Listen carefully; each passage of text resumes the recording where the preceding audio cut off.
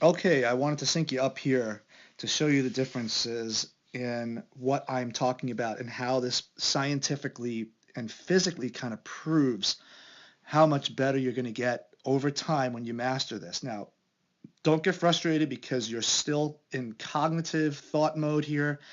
Making adjustments to things takes a lot of practice. And of course, building the muscle, as we start to do that, you're going to see significant improvements. But remember, just keep in mind some of the things that I'm telling you are so critical for you to become an elite pitcher as time goes by. Because now that you have some of the knowledge, now you can do this even without my help as you get to college. So if you do play ball in college, you're probably not going to have coaches who are going to critique you like this and prove to you through physical force and science and visuals like this how you can master yourself as a pitcher. And some of the things I want to prove to you are how quickly you can get to ball release. And it's kind of weird because, you know, sometimes when you're driving really hard, you think that the harder you drive, the harder you're going to throw. But it's not necessarily the case if the components of delivery are not timed right. So you can actually throw with less effort and still throw at the same velocity if the body is in the right positions, if you know what I'm trying to say. So let me just show you here. This video here that I'm moving now on the right was one of the first videos that we took. I think you were from the stretch. And so right here, as you take the ball out of the glove, take a look at the angle of your body from there to there is about 111. Let's go to where you made a big improvement. At least, actually, it's an improvement. It could be a little bit better, but here you're at 105. Okay, so your angle's a lot better. Now remember, if you angle back that far, it will slow you down and it's not going to convert well into better velocity because your upper body is not going to be in the position to receive the forces from the ground.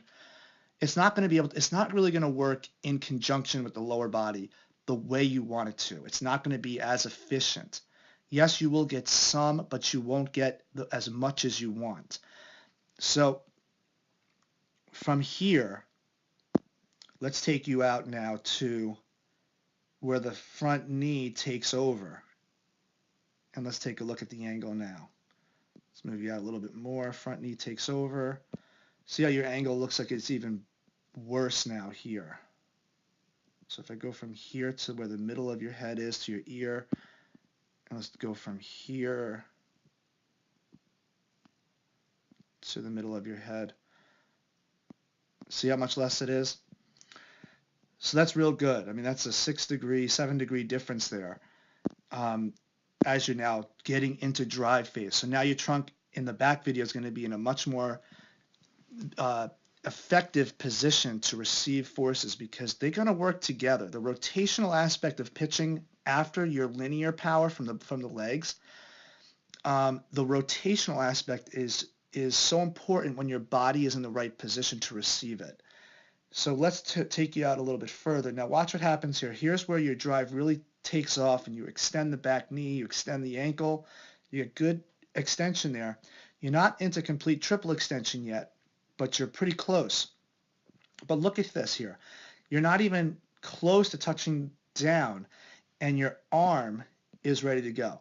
Now also because of that trunk lean, now the body is going to want to come forward because now you've really ramped up the forces here. So now your body's going to come forward. But look at this tilt when you get to touchdown. Actually, let's just get you to when your heel gets down. Let's get you to where your heel gets down here. Right about there. Okay, look at the difference in trunk angle. Now, this is going to be key in velocity because if the trunk angle is too far forward, when you plant your foot down, you're not going to have the distance to travel. And you're not going to have time to get those forces up the kinetic chain. So here you're at 94. Here you're about 79, okay? 79, that's a big difference, isn't it? That's a lot. So big improvement there. But now watch this.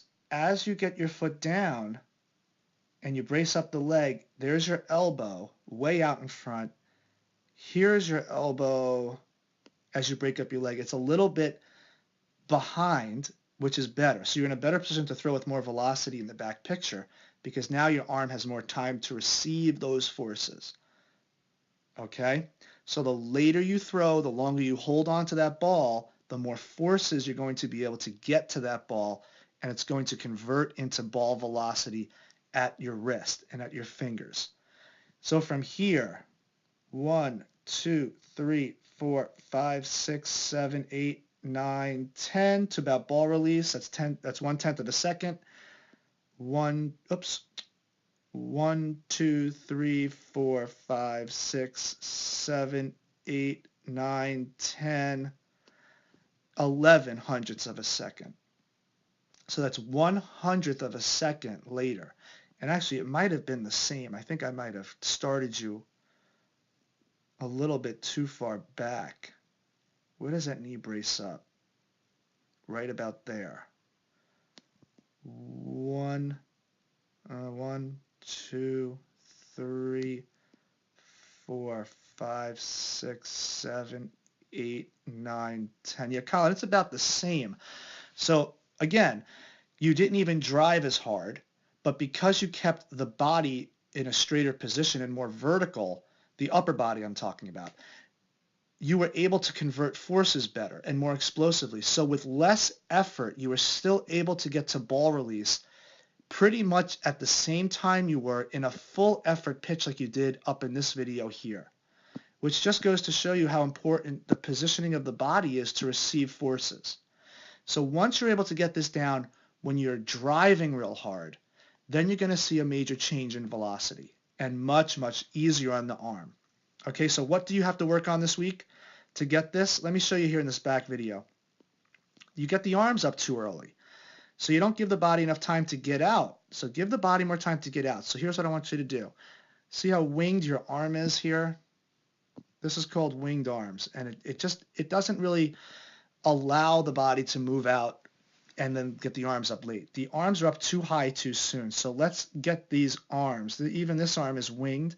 Straighten these arms out a little bit. So it's going to cause your hands to drop a little bit lower. Keep them relaxed like spaghetti arms. Just drop them straight down. Drop them straighter down. It doesn't have to be completely down, but you want to get a little bit more extension there in the arm and a little bit more relaxation in the arm. So it kind of hangs more like a noodle. Then it pulls up.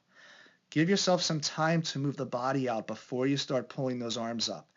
Now you have to figure out how to do that. The best way to do it is just to straighten the arms out and keep those lower the hands together a little bit and break lower by your belt buckle more.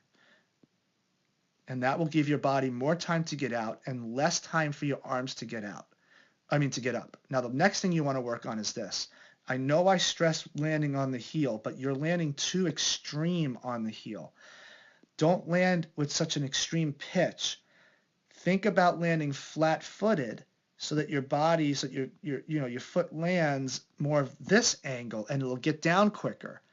So it'll also give your chest more time to receive those less time to move. So you're giving the chest more time here to move because it takes you about 1/10 of a second to get the foot down. Let's count it.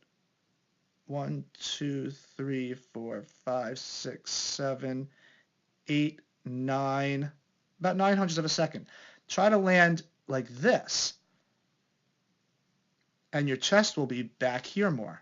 And then watch how nicely things will convert. Okay?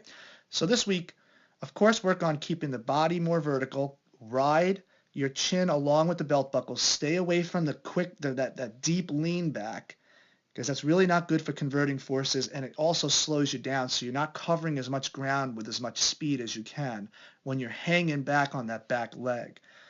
So let me just do one more thing before we end. Let me show you the difference here. Okay, so in this position here, I'm drawing a line from your back knee.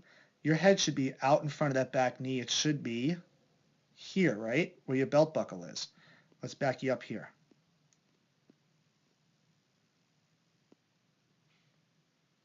Draw a line from your back knee to your head. Oops, it was a little off. Not as bad. Not as bad. So I see more of your face in this video here on the left than I do on the right. Okay, so work on this. Let's see what you get out here. Where's that head when you're about to land, and where's your head when you're about to land? Good. Now remember, you can still keep your chin back over the shoulder without leaning back. Okay, just don't feel that you have to lean back to stay back. Keep the chin over the belt buckle, but keep that belt buckle and the chin lined up all the way through. So even here, if we draw a line from your knee and up, let's see how far off that head is. And from here,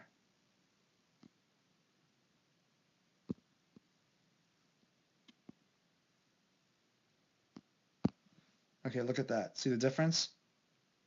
All right, so keep working on it. Figure this out. Go through it 100 times a day until you get the feeling. Videotape yourself and then come back next week.